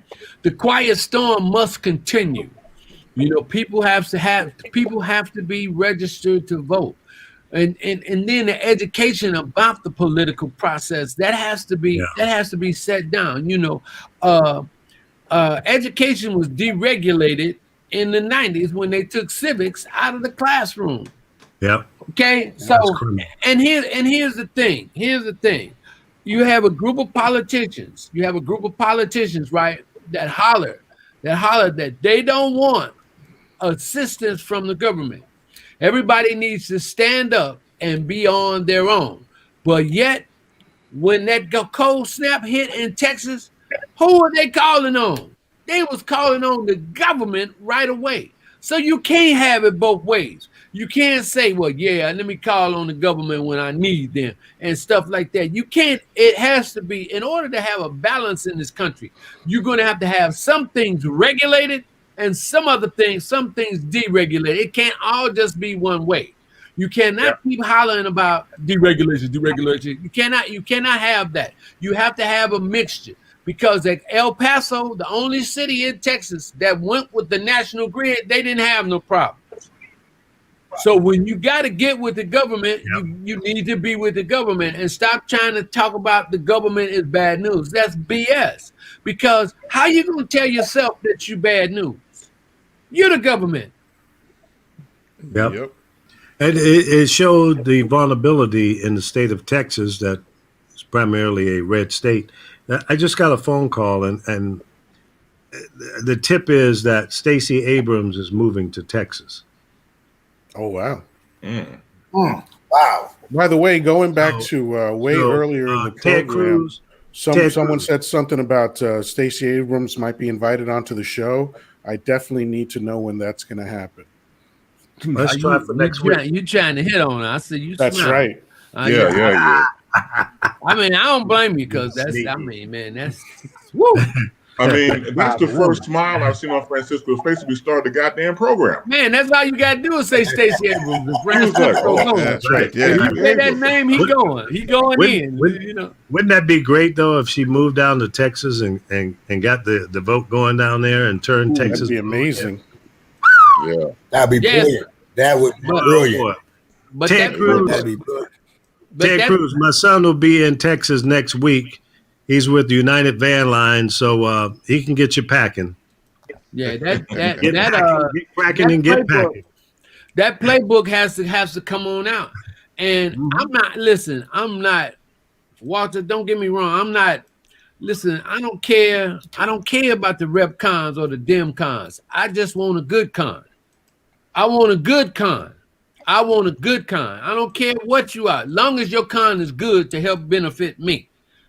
As it's seen in the most recent history, the stuff that came down from Mr. Reagan is no good. It is no good. It is inherently racist. You understand? Some people have benefited. That was the trickle down thing. But on the whole, it has been no good, because it forces people to believe that somebody that never had nothing is taking something from you. That's really crazy. I've never had anything. So how is it that how am I going to be taking anything from you? Okay, so we need some good politicians that's going to make the issues come out so we can vote on stuff that's going to help us. Too long it has been slanted towards the corporations and things like that for people with money. Okay, so and I say it again, there has to be a FDR moment. They got to send some money back to us so they can take it again. But they got to send us some money. You got to do some infrastructure. You can't, this ain't no Rumpelstiltskin thing. You can't get gold from straw. You can't do that. You cannot do that. Infrastructure, things that's going to put people to work. Do you remember, if you're from Chicago, and most of us probably, except for Francisco, do you remember during the time when everybody was driving deuce in the quarters? Yep. The old 98. And that's he was a gangster. Right, man, that's because money was coming. Y'all remember when the steel industries was working and things like that? We got to have that infrastructure so some of these jobs can come back. Yeah. Let me just say this. Alpha called in a moment ago, and I was trying to get to him. So, Alpha, if you're listening, call back in before we get off. I'm going to try to end the show here in about 15 minutes. So Walter Cannon can go get his composure and get straight. Oh yeah, brother. Like I said, you cool with me. I love you, man. I understand. It's all good. I'm never going to get in between a brother how he feeds his family. If that's how you feed your family and that's how you make your paper, I'm all for it. I mean, I love Leo Terrell. I'm crazy about Leo Terrell. I'm crazy about that police chief in Indiana Okay, so what or about Larry Wisconsin. Elder? That's what about Larry Elders? I'm crazy about him too. I'm all of them cats. I'm all of them cats that have digested that agenda, that massa agenda. I mean, make America great again and America first. All that have dissected that agenda. I mean, I love them. And see, I know from the immortal words of that great poet Flavor Flav, not to believe the hype. Right. All right, we got Alpha back on the line. Alpha, how you doing, buddy? I'm doing pretty good, Lee. How y'all doing? All right, good to hear your voice, man. I see the fellas there, and I'm not going to allow 5 against 1 to jump on this Republican. I want to make it 6. Wow. All in.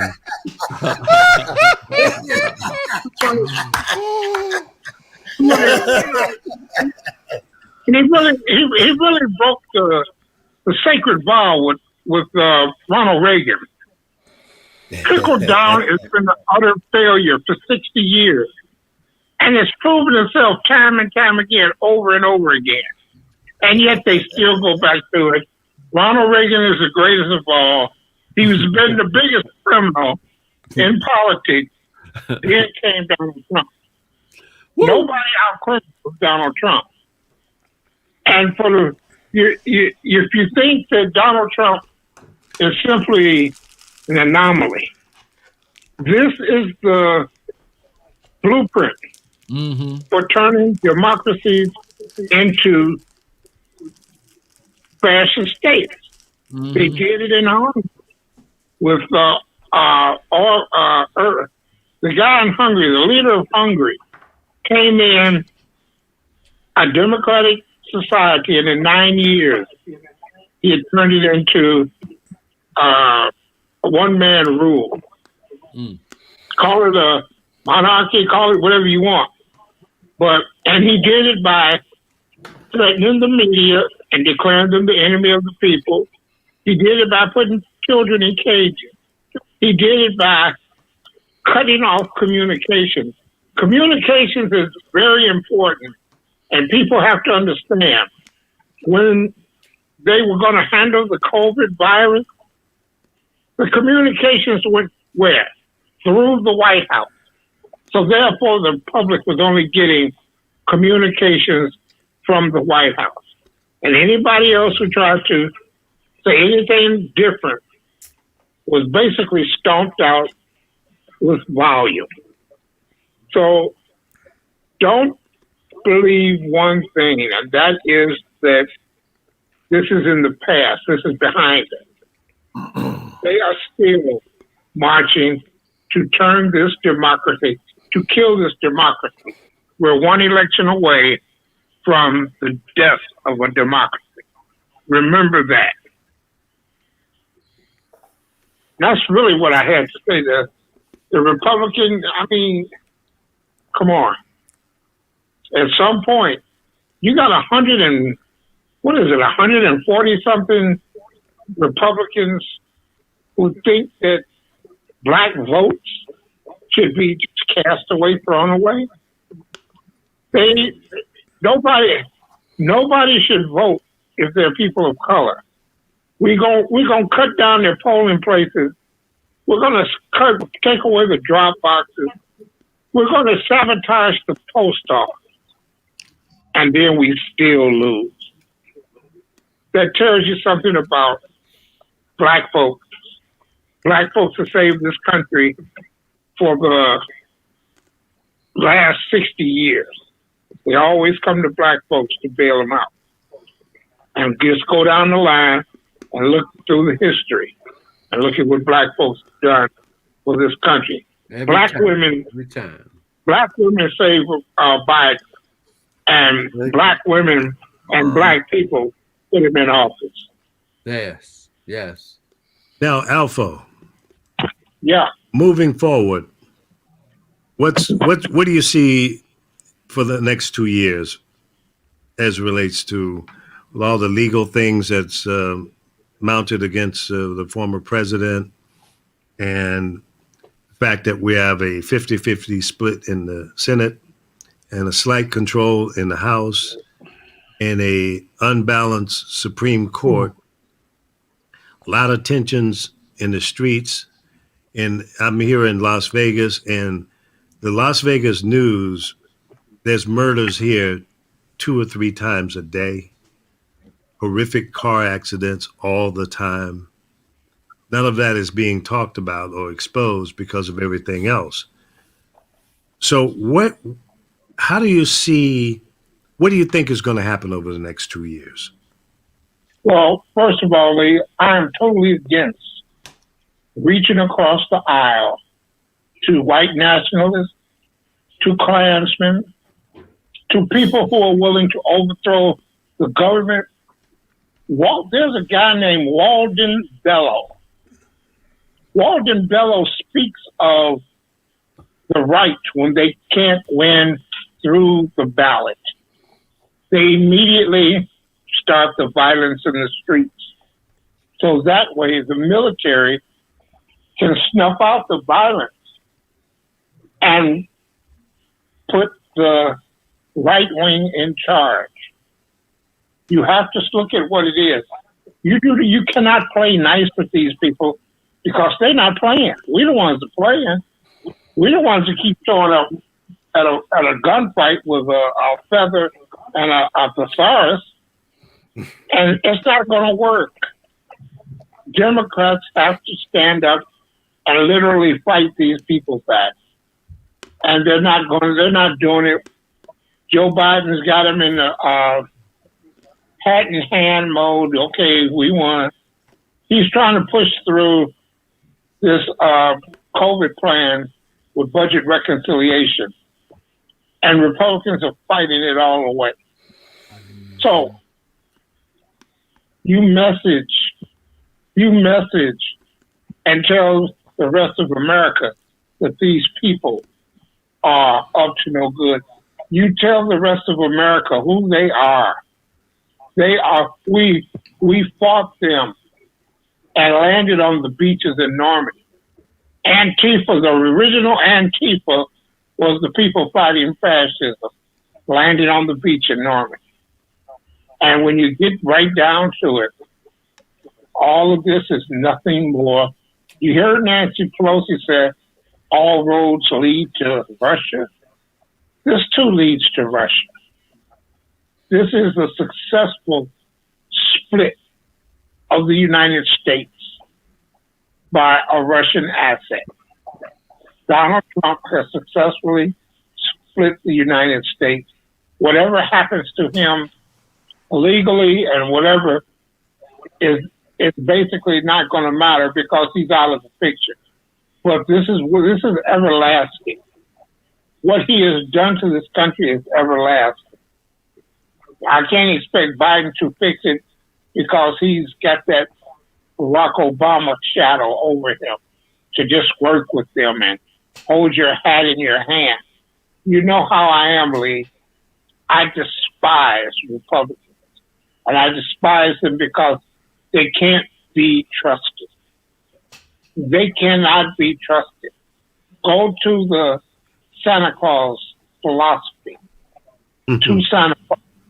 That's all you have to do is go to the two Santa Claus philosophy. Republicans cannot be trusted. The welfare and the goodwill toward the country is not what they're after. They're after power and dominance. If the Democrats cannot balance the court, not pack the courts, balance the court. And I say balance by simply adding enough Supreme Court justices to have a majority. And while you're doing it, why just go for a small majority? Hell, go for a big majority. Then when Republicans come in, they can go for even a bigger majority. What you end up doing is eliminating the one-person guy law for the Supreme Court. Right now, if one person dies, it's such a rush, it's such a a big deal to fill that seat with someone who thinks like you. And the people who think like you are the people who have been on the court the longest. All of these new people seated by Mitch McConnell who are unqualified, that should be called out. And when all of the investigations are through, Lee, I think a picture, whether you and I are alive, whether any of us are alive, when all of this hits the fan in the next 3 years, Donald Trump will be the best agent for Russia. And Russia has to pay a hell of a price for its behavior in the last 4 or 5 years. And I'm looking to see that Joe Biden does not treat them as such, because everything needs to be frozen in our country that is a Russian asset.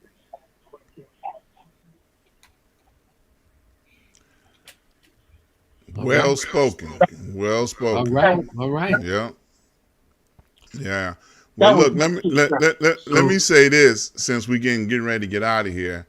I want to thank Walter for coming on. You know, I know he's feel like a stepchild right about now, but that's okay. Stepchildren grow up to be productive people in society someday.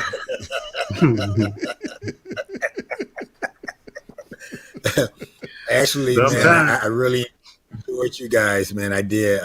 Francisco, I like his directness. He's a good brother. I like it. Oh yeah, we're all straight shooters. Well, shit, you didn't say nothing about me.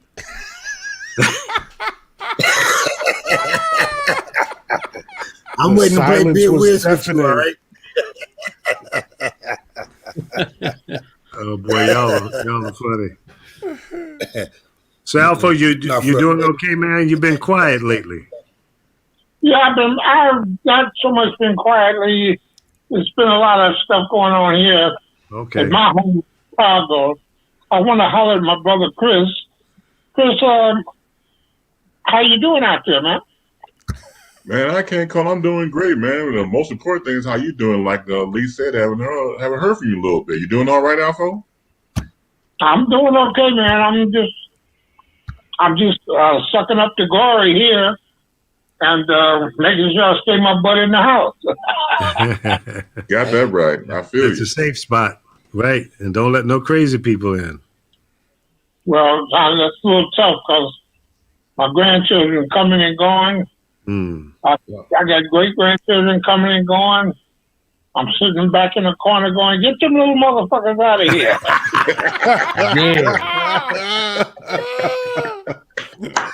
I'm sure you said that. Boy, he chokes me up. Well, stay safe, Alpha, and stay warm. Maybe Chicago is about to turn the corner and warm up there a little bit. Y'all have had a couple of weeks of kind of hard freeze there, and snow and everything else. Don't give me this Donald Trump shit about turning the corner, because he did that with the virus. Yeah. Listen, and Lee, when you cannot call this man out, all the Republicans out for letting him off the hook with this impeachment, and telling the American people, you see, 500,000 people have died because you didn't do your job, and march that into a cliche right into the next election on Republicans. They didn't do their job. 500,000 people died. It's true. Ain't no fake news in there. He's going to call it fake. He's, well, wait, what'd you do all these dead people, man? Oh, come on. That's what pisses me off. I just don't understand how anybody with an IQ 2 points above plant life can't see through this guy. You got to be dumber than a rock not to understand that you just been pimped, lied to repeatedly every damn day, and all the buffoons around him. Man, they got so mad. They got so mad that Obama won. Man, they'll do anything. Yeah, that's about right. They'll do anything, man. They got so mad because Obama won, man. And they wanted anybody but that woman. So we ended up with this man, with this dude. They didn't care. Just so long it wasn't that woman. Or that man. Yeah. Yeah. Look, we didn't get a chance to talk about this earlier, but I gotta throw this out there. Better be quick. I am gonna be quick. I'm gonna be quick, man. The Mr. Pillow Man has got a $1.3 billion lawsuit coming down on him. You gotta love it. Yeah, what is it based on? I hadn't heard that. Yeah, and he offered them blankets. Yeah, no, the Dominion, the voting company.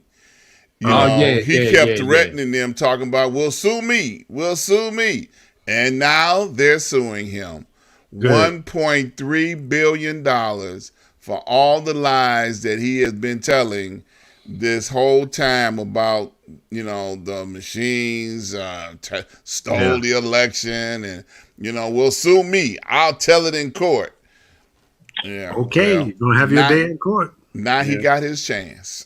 And he's so delusional that he's thinking that his day in court is going to give him the opportunity to present facts.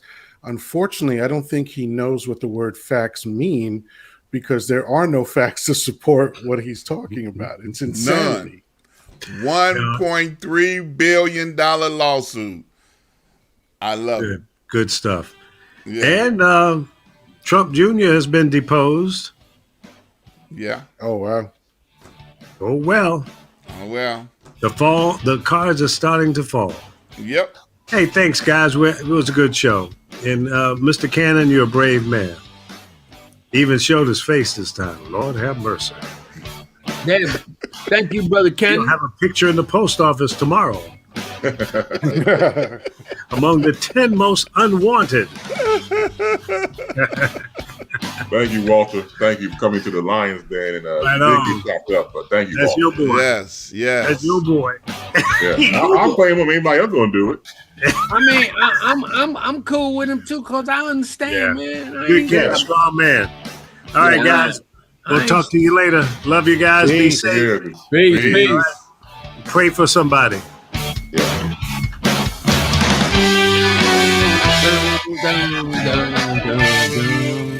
SNN Street News Now.